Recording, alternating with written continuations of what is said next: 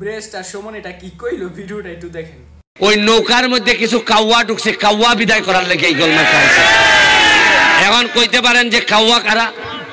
কাউয়া হইল নামে কয় শেখ হাসিনার, নামে কয় আওয়ামী লীগ, আর কামে বাগানবাসীর 5,000 টাকার থেকে 2,000 মাইরা দেয়।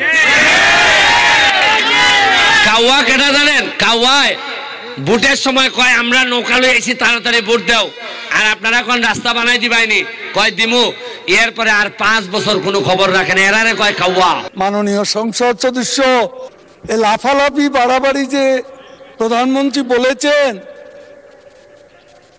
বক্তৃতা করেন, শেখ হাসিনার নামটা পর্যন্ত শালীনতার সঙ্গে উচ্চারণ করেন না।